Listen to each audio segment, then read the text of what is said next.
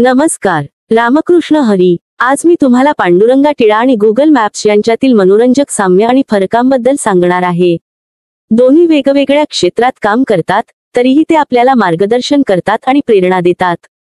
दोन्ही आपल्याला अंतिम गंतव्यस्थानावर पोहोचण्यास मदत करतात। पांडुरंगा टिळा आपल्याला आध्यात्मिक गंतव्यस्थानावर घेऊन जाते, तर गुगल मॅप्स आपल्याला भौतिक गंतव्यस्थानावर घेऊन जाते। दोन्ही आपल्याला मार्ग दाखवतात। गुगल मॅप्स आपल्याला रस्त्याचा नकाशा आणि मार्गदर्शन देते, तर पांडुरंगा टिळा आपल्याला जीवनाचा योग्य मार्ग दाखवते। दोन्ही आपल्याला प्रेरणा देतात।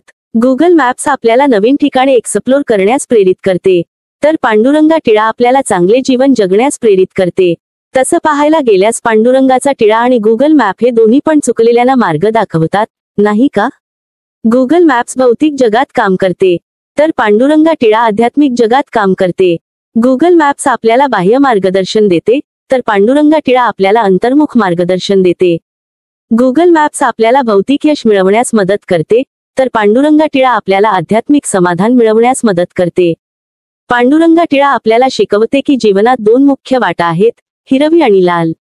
हिरवी वाट चांगल्या कर्माची प्रतिनिधित्व करते, तर लाल वाट वाईट कर्माची प्रतिनिधित्व करते। आपण नेहमी हिरवी वाट निवडण्याचा प्रयत्न करायला हवा। जीवनाचा प्रवास कधी सोपा तर कधी कठीण असतो। कधी आपल्याला चढाई करावी लागते तर कधी उतार। कधी रस्ता सुंदर हिरवागार तर कधी कठीण आणि खडतर। पण प्रत्येक अनुभव आपल्याला काहीतरी शिकवतो आणि आपल्याला पुढे जाण्यास मदत करतो। पांडुरंगा टिळा आणि गुगल मॅप्स दोन्ही आपल्याला शिकवतात की सकारात्मक दृष्टिकोन ठेवणं आणि प्रवासादरम्यान आनंद शोधणं हेच खरं जीवन आहे। पांडुरंगा टिळा आणि गुगल मॅप्स हे दोन्ही आपल्या जीवनात मौल्यवान मार्गदर्शक आहेत। ते आपल्याला योग्य मार्ग निवडण्यास, प्रेरणा घेण्यास आणि आनंदी जीवन जगण्यास मदत करतात।